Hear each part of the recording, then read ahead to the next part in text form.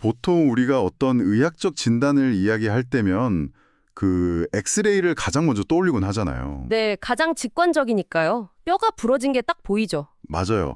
팔이 부러지면 그 까만 사진에 삐뚤어진 하얀 선이 선명하게 보이고 의사는 그걸 딱 가리키면서 여기 뼈가 부러졌네요. 깁스합시다. 이렇게 명확하게 처방을 내리잖아요. 그렇죠. 원인과 결과가 눈에 보이고 통제가 가능한 영역에 있는 거죠. 문제가 발생한 지점이 물리적으로 딱 하나니까요. 그런데요. 청취자 여러분, 2026년 3월 현재 이 글로벌 경제라는 거대한 한자를 눕혀놓고 찍은 엑스레이는 완전히 다릅니다. 이건 진짜 뼈가 부러진 정도가 아니에요. 네, 거의 뭐 실시간으로 온몸에 혈관이 막히고 그 신경망에 막 뒤틀리고 있는 게 보일 정도죠. 진짜 그래요. 오늘 우리가 이 심층 분석에서 마주한 현실이 바로 이렇습니다. 2026년 2월 28일이었죠. 이스라엘의 이란 타격 이후에 지구상에서 가장 중요한 바닷가의 두 곳이 진짜 말 그대로 동시에 막혀버렸습니다. 네, 현대 무역사에서 한 번도 경험해보지 못한 초유의 사태가 터진 겁니다. 맞습니다. 그래서 오늘 저희는 이 중동의 좁은 해협에서 시작된 물리적인 마비가 어떻게 여러분의 마트 장바구니 물가를 확 올리고 연방준비제도의 그 금리 결정을 가로막고 또 저 멀리 남미의 정글로 수십억 달러의 자본을 쫓아내고 있는지 그 숨겨진 기여들을 하나하나 분해해보려고 합니다. 자, 이 부분을 한번 파헤쳐보죠. 지금 상황은 우리가 알던 과거의 교과서적인 경제 위기와는 완전히 궤를 달리합니다. 한 곳에서 터진 문제가 다른 곳으로 전이되는 속도가 거의 실시간에 가깝거든요. 그러니까요.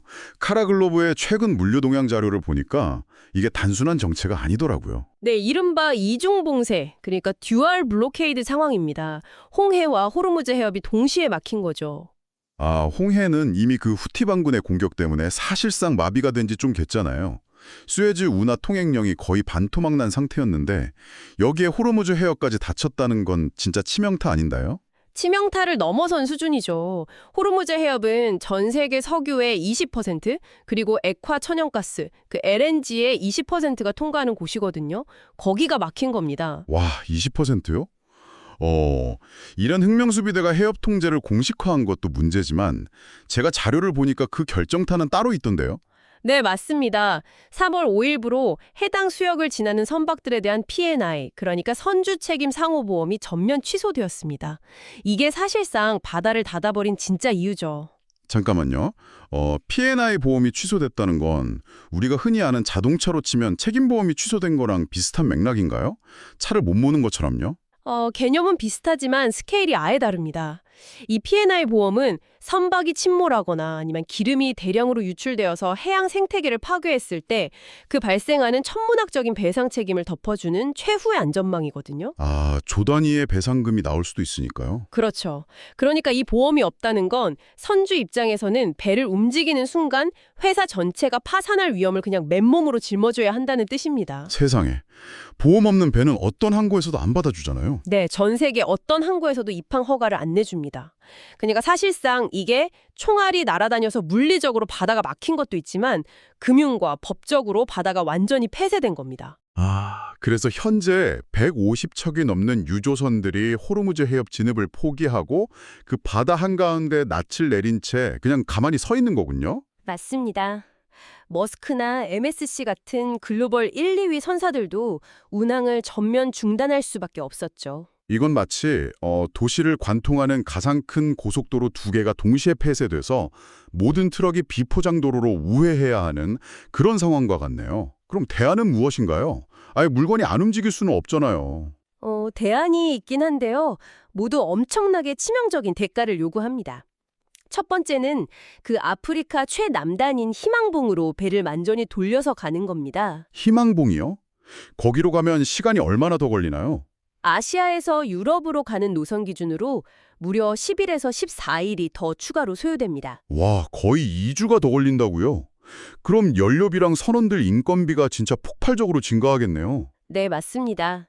그리고 두 번째 대안은 사우디아라비아의 얀부 항구에 일단 짐을 내려서 육로로 가로지르는 방법이 있습니다. 육로면 트럭이나 철도로 옮긴다는 건데 그 거대한 컨테이너선의 물량을 감당할 수가 있나요? 전혀 감당이 안 되죠.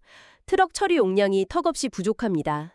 그래서 결국 기업들이 선택할 수 있는 마지막 수단은 극도로 비싼 항공 화물입니다. 아, 잠깐만요. 항공 화물이요? 비행기로 나른다는 거잖아요. 그건 말도 안 되게 비싸지 않나요? 아무리 급해도 애플이나 델 같은 큰 기업들이 그 엄청 무거운 데이터 센터 서버나 IT 하드웨어를 전부 비행기에 태운다는 게 수지타산이 맞습니까? 차라리 생산을 며칠 늦추는 게 낫지 않아요? 평소라면 그 말씀이 정확히 맞습니다. 기다리는 게 낫죠. 하지만 지금은 상황이 다릅니다. 이른바 크리티컬 패스, 그러니까 핵심 경로에 있는 화물들의 경우엔 이야기가 완전히 달라지거든요. 아, 이 부품 하나가 안 오면 공장 전체가 멈추는 그런 화물들 말이죠. 네, 수천억 원짜리 공장 가동이나 프로젝트 전체가 그 부품 하나 때문에 스톱된다고 생각해 보세요. 납기를 맞추지 못해서 발생하는 천문학적인 위약금이나 비즈니스 손실을 생각하면 울며 겨자 먹기로 항공운임에 돈을 쏟아붓는 게 오히려 싸게 먹히는 상황인 겁니다. 아, 물류비가 그냥 오르는 게 아니라 아주 기하급수적으로 뛰고 있는 거군요. 제가 보니까 그 중동의 환적 허브인 두바이 제베라리 항구도 지금 우회하려는 선박들로 극심한 혼잡을 겪고 있다면서요? 네, 항구 기능이 마비될 지경입니다. 게다가 카타르 에너지가 최근에 LNG 출하에 대해서 불가항력, 즉 포스 메이저를 선언했잖아요. 이건 정말 심각한 겁니다. 그러니까요. 불가항력 선언이라는 건 우리가 계약을 못 지켜도 법적 책임이 없다는 뜻이잖아요. 전 세계 LNG 공급의 20%가 하룻밤새 증발한 거니까 이게 그냥 일시적인 정체가 아니라 시스템 전체의 붕괴를 의미하는 것 같습니다. 맞습니다. 그리고 당연하게도 이 엄청난 공급망 쇼크는 즉각적으로 전통시장을 덮쳤습니다. 네, 다우존스 지수를 보니까 그 월요일에만 무려 739포인트, 1.56%가 하락하면서 대규모 매도세가 쏟아졌더라고요. 인터랙티브 브로커스 데이터를 보면 상황이 더 명확해지죠. 유가의 움직임이 얼마나 폭력적인지 알 수 있습니다. 유가가 월요일에 배럴당 $19와 48센트까지 치솟았죠.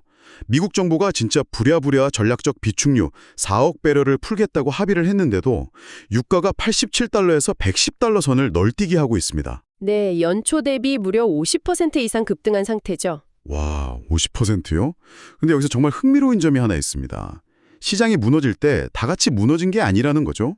유틸리티나 필수 소비재 같은 이런 방어주들만 주가가 오르고 나머지 다른 모든 부문은 전부 하락했습니다. 단순히 기름값이 오른다고 왜 이렇게 극단적인 양극화 현상이 일어나는 걸까요? 이것을 더 큰 그림과 연결해 본다면 투자자들이 지금 유가 급등이 가져올 이중고의 메커니즘을 아주 정확하게 계산하고 있기 때문입니다. 이중고라면 양쪽에서 때린다는 건가요? 네, 유가가 배럴당 $100를 훌쩍 넘기면 단순히 여러분이 주유소에서 넣는 기름값만 오르는 선에서 끝나지 않거든요. 플라스틱 원료, 비료, 그리고 우리가 방금 이야기한 그 천문학적인 해운, 항공 물류비까지 모든 기업의 제조 원가가 폭등합니다. 기업들 입장에서는 물건을 만드는데 돈이 훨씬 더 많이 든다는 거네요. 그렇죠. 그리고 동시에 청취자 여러분 같은 소비자들은 치솟은 난방비와 주유비에 돈을 다 써버리니까 다른 물건을 살 여력이 사라지게 됩니다. 지출 능력을 갉아먹히는 거죠.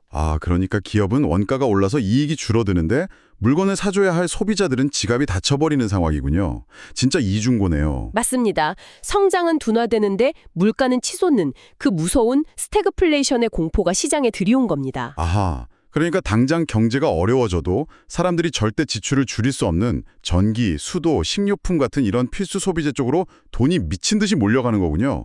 그래서 방어주만 올랐던 거네요. 네, 자본이 생존을 위해 도망친 결과죠. 야, 성장은 죽어가고 물가는 뛴다. JP모건이나 컨퍼런스 보드 자료를 보면 이거 연방준비제도, 그러니까 연준 입장에서는 그야말로 악몽이 따로 없댔는데요. 완벽한 진퇴양난에 빠진 겁니다. 사실 표면적인 지표만 놓고 보면 나쁘지 않았거든요. 1월에 연준이 기준금리를 3.5%에서 3.75%로 동결했고 2월 소비자 물가지수, 그 CPI도 전년 대비 2.4% 상승해서 시장 예상치에 딱 부합했잖아요. 네, 숫자만 보면 인플레이션이 어느 정도 안정된 것처럼 보이죠. 그러니까요. 청취자 여러분, 숫자로만 보면 안정적인데 도대체 왜 시장은 이렇게 패닉에 빠지고 올해 연준의 금리 인하 기대감은 2026년에 단 한 차례로 줄어들었을까요? 이거 혹시 연준이 백미러를 보면서 고속도로를 운전하는 것과 같은 상황 아닌가요? 와, 정말 매력적인 비유네요. 정확합니다. 그 2.4%라는 2월 CPI 수치는요, 호르무즈의 해협이 폐쇄되기 전, 그러니까 유가가 이렇게 폭등하기 전에 과거 상황을 반영한 철저한 후행 지표입니다. 아, 이미 온 집안이 불타고 있는데 한 달 전 온도계를 보고 아, 시원하네 이러고 있는 거군요. 네, 그래서 다가오는 3월 17일, 18일 연준 회의에서 제롬 파월 의장과 위원들이 정말 지옥 같은 고민을 하게 될 겁니다. 연준에게는 두 가지 핵심 책무가 있잖아요. 네, 물가 안정과 고용 극대화죠. 맞습니다. 그런데 지금 물류 대란 때문에 수입 물가가 치솟으니까 인플레이션 전망치는 당연히 상향 조정될 수밖에 없고요. 반대로 에너지 비용 급등으로 기업들이 쪼그라들고 채용을 줄이니까 GDP 성장률 전망치는 하향 조정될 위기입니다. 이 이중 책무가 서로 정면으로 충돌하고 있는 거죠. 그러니까 불을 끄려면 금리를 올려야 하는데 그러자니 경제라는 집의 뼈대까지 얼어붙게 생겼고 반대로 경제를 살리자고 금리를 내리자니 인플레이션이라는 불길에 기름을 들이붓는 꼴이네요. 정말 이러지도 저러지도 못하는 상황입니다. 바로 그겁니다. 연준이 이렇게 옴짝달싹 할 수 없는 처지라는 걸 간파한 영리한 자본들은 이미 전통시장을 탈출하기 시작했습니다. 아, 그래서 화제를 좀 전환해보죠. 이 탈출한 자본들이 어디로 갔느냐? 전통시장 외에 기술이나 암호화폐 시장은 이 사태를 완전히 다르게 받아들이고 있더라고요.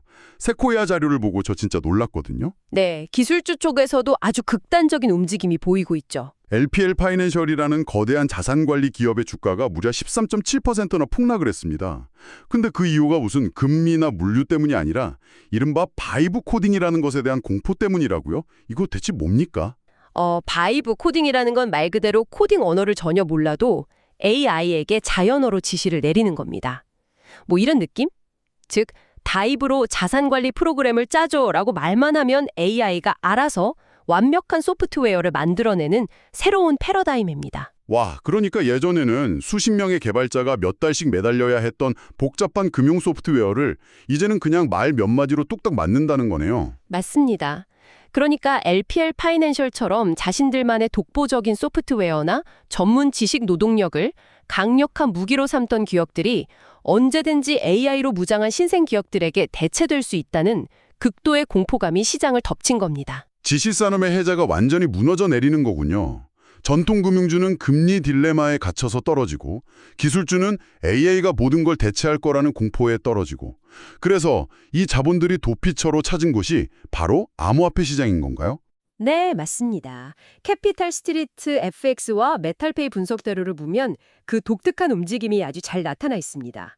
이란 타격 사태 발발 직후에 비트코인이 62,400달러까지 훅 떨어졌었죠. 네, 그때까지만 해도 역시 위험자산이니까 같이 무너지는구나 했어요. 하지만 며칠 만에 보란듯이 67,000달러 선으로 회복을 해버렸습니다. 그래서 이 모든 게 대체 무슨 의미일까요? 유가 폭등의 직격탄을 맞은 아시아 증시는 줄줄이 피를 흘리며 폭락하고 있는데 원래 가장 변동성이 크고 위험하다고 여겨지던 비트코인이 이 상황에서 굳건하게 버틴다는 게 잘 이해가 안 가거든요. 이건 비트코인이 지금 시장에서 두 가지 상반된 성격을 동시에 띠고 있기 때문입니다. 하나는 위기 시에 피난처 역할을 하는 디지털 금으로서의 성격이고요. 전통 금융 시스템이 불안하니까 탈중앙화된 자산으로 몰리는 거군요. 그렇죠. 그리고 또 하나는 최근 현물 ETF 승인 이후로 거대한 미국 기관의 자본이 들어오면서 비트코인이 아주 강력한 미국 중심의 위험자산 성격을 갖게 되었다는 점입니다. 미국 중심이라는 게 왜 중요한 건가요? 현재 미국은 에너지, 즉 석유 순수출국입니다. 아시아 국가들은 유가가 오르면 경제가 바로 휘청거리지만 미국 경제는 이 유가 쇼크에 대해 상대적으로 아주 강한 방어력을 갖추고 있거든요. 그러니까 비트코인이 아시아 증시 폭락 속에서도 버틸 수 있었던 건 미국 경제의 방어력에 올라탄 디지털 금이기 때문에요. 진짜 소름 돋는 분석입니다. 그런데 비트코인 말고 솔라나 같은 알트코인도 꽤 강세를 보였잖아요. 네, 솔라나의 경우에는 외부 환경 요인도 있지만 아주 강력한 내부 호재가 있었습니다. 바로 알펜글로우라는 핵심 업그레이드가 승인되었거든요. 알펜글로우 업그레이드요? 이게 구체적으로 어떤 영향을 미치는 건가요? 쉽게 말해 속도혁명입니다. 블록체인 상에서 거래가 최종 확정되는 시간을 기존 12.8초에서 100밀리초, 즉 0.1초 수준으로 단축시킵니다. 완결성이 무려 100배나 향상되는 거죠. 100밀리초면 눈 한 번 깜빡이는 것보다 빠른 거 아닌가요? 와, 진짜 빠르네요. 맞습니다. 이 정도 속도라면 비자나 마스터카드 같은 기존 글로벌 결제 네트워크와 거의 대등하게 경쟁할 수 있는 인프라가 구축되는 겁니다. 암호화폐가 단순한 투기 자산에서 진짜 실생활 결제 시스템으로 진화하고 있다는 거군요. 하지만 전문가님, 기술이 아무리 뛰어나도 결국 정부의 규제 틀 안으로 들어와야 진짜 제도권 돈이 크게 움직이지 않습니까? 미국의 규제 상황은 지금 어떤가요? 긍정적인가요? 아주 복잡하게 얽혀 있습니다. 명확한 규제를 세우려던 미국의 명확성 법안, 즉 클래러티 액트는 현재 백악관과 은행권의 충돌로 계속 지연되고 있습니다. 기존 은행들 입장에서는 이 새로운 시스템이 자기들 밥그릇을 뺏어갈까 봐 결사반대하겠죠? 맞습니다. 하지만 규제 당국이 마냥 막고만 있는 건 아닙니다. 미 연준과 예금보험공사는 주식이나 채권 같은 자산을 블록체인에 올리는 이른바 토큰화된 증권에 대해서는 긍정적인 신호를 보냈습니다. 블록체인 기술 자체는 수용하려는 움직임이 뚜렷하죠. 아, 전통시장이 멈춰있는 동안 이쪽에서는 새로운 인프라와 제도가 맹렬하게 구축되고 있었군요. 자, 지금까지는 자본이 혼란을 피해서 디지털 피난처로 도망가는 걸 봤는데요. 네. 물리적인 현실 세계에서도 자본은 지금 거대한 체스판을 옮기고 있습니다. 마이닝.com 자료를 한번 보죠. 방금까지 중동 공급망 마비 얘기하다가 갑자기 남미 일하기로 넘어가는데 트럼프 2기 행정부가 중국 의존도를 줄이기 위해서 아르헨티나와 브라질 등 라틴 아메리카의 핵심 광물 분야에 10억 달러 이상을 쏟아붓고 있습니다. 네, 리튬, 구리, 히토류 같은 자원들이죠. 전문가님, 중동에서 전쟁이 나고 물류 대란이 일어나는 이 혼란스러운 와중에 미국이 남미에 이렇게 대규모 투자를 동시에 진행하고 있다는 거. 이거 단순한 우연이 아니겠죠. 이 대목에서 우리가 아주 중요한 질문을 던져볼 수 있습니다. 리튬이나 히토류 같은 자원이 과거에는 어떤 의미였는지 생각해 보시죠. 전기차 배터리 만들고 태양광 패널 만들고 보통 친환경 에너지 전환을 위한 자원이라고 생각했잖아요. 맞습니다. 불과 몇 년 전만 해도 그랬죠. 하지만 지금은 완전히 격상되었습니다. 방산, 최첨단 무기체계, 그리고 아까 말씀드린 AI 데이터 센터를 구동하기 위한 필수 요소가 되었어요. 이제 광물은 친환경의 문제가 아니라 국가 안보 차원의 최우선 순위 과제가 된 겁니다. 아, 무기와 AI 시스템의 핏줄을 통제하겠다는 거군요. 그런데 돈이 그렇게 많다면 그냥 미국 땅에서 캐거나 중국에서 사오면 되지 굳이 왜 남미까지 가는 걸까요? 현재 세계 히토류 가공 시장의 90% 이상을 중국이 장악하고 있기 때문입니다. 와, 90%요? 사실상 독점이네요. 네, 광물을 캐내는 것도 중요하지만 그걸 실제 반도체나 배터리에 쓸 수 있게 정제하는 가공 인프라가 핵심이거든요. 미국이 이 가공 공장을 자국에 짓고 생산하기까지는 최소 5년에서 10년이 걸립니다. 그 잃어버린 시간을 단축하기 위해 이미 잠재력을 가진 남미, 특히 브라질과 아르헨티나로 눈을 돌린 겁니다. 브라질은 히토류 잠재력이 엄청나다고 들었는데 아르헨티나도 가만히 있지는 않겠죠? 아르헨티나는 한술 더 떠서 RIG라는 파격적인 투자 유치 정책을 도입했습니다. 대규모 인센티브 제도인데요. 구체적으로 어떤 혜택을 주길래 미국 자본이 그렇게 쏠리는 건가요? 광산 개발은 보통 10년 이상 걸리는 장기 프로젝트잖아요. 기업들이 가장 두려워하는 건 정권이 바뀌면서 갑자기 국유화를 하거나 세금 폭탄을 때리는 정치적 리스크입니다. 그런데 이 RIG 제도는 이런 불확실성을 없애줍니다. 세금 혜택은 물론이고 향후 수십 년간 외환 통제를 면제해주겠다는 강력한 법적 보증을 서준 거죠. 번 돈을 달러로 마음대로 바꿔서 나갈 수 있게 해준다는 거네요. 그러니까 안심하고 수십억 달러를 투자하는 거군요. 맞습니다. 그게 남미로 자본이 빨려 들어가는 핵심 동력입니다. 청취자 여러분, 오늘 저희가 정말 방대해 보이는 이 여러 개의 점들을 하나의 거대한 선으로 이어보았습니다. 이스라엘과 이란의 충돌로 시작된 이 호르무즈 해협과 홍해의 이중 봉쇄. 배를 띄우지 못하니까 물류비가 폭등하고 그게 결국 유가를 110달러 선까지 끌어올렸죠. 네, 그리고 그 나비 효과가 시장 전체를 뒤흔들었습니다. 맞아요.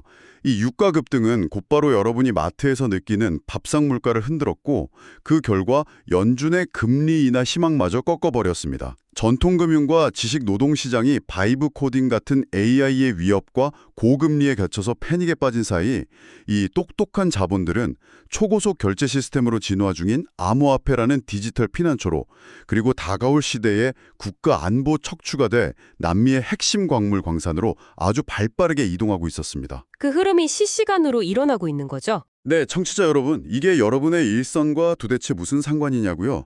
당장 여러분이 회사에서 사우디로 수출하려던 그 장비가 세이버 인증, 그러니까 사우디 품질 인증을 받지 못해서 수개월째 부두에 묶여 실무가 마비될 수도 있습니다. 물류가 멈추면 행정 절차도 다 꼬여버리니까요. 그렇죠.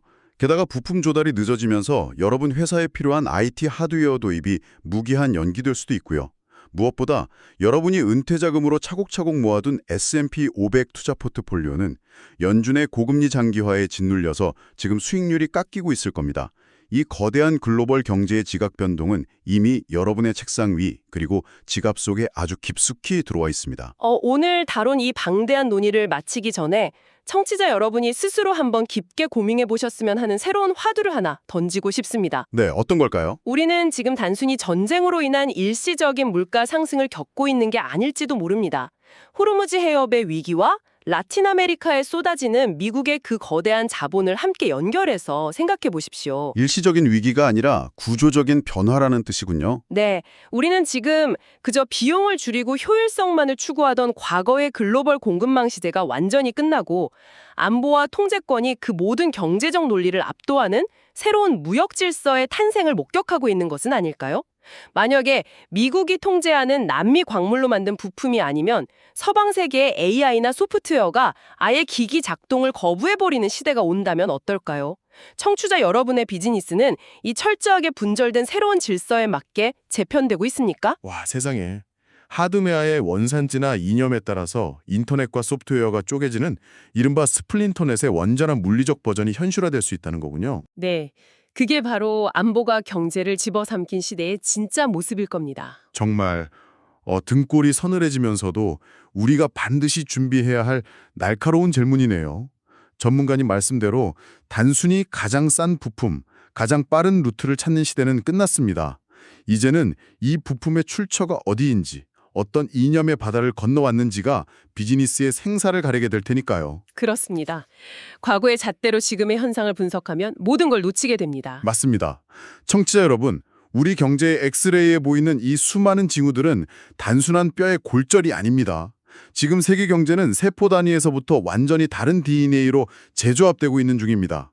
오늘 저희가 던져드린 이 통찰과 질문들이 여러분 각자의 위치에서 다가올 거대한 재편을 대비하는 날카로운 무기가 되기를 바랍니다. 네, 거시경제의 파도를 항상 예의주시하시기 바랍니다. 거시경제 파도는 멀리 있는 것 같지만 언제나 가장 먼저 우리 발밑을 적시는 법이니까요.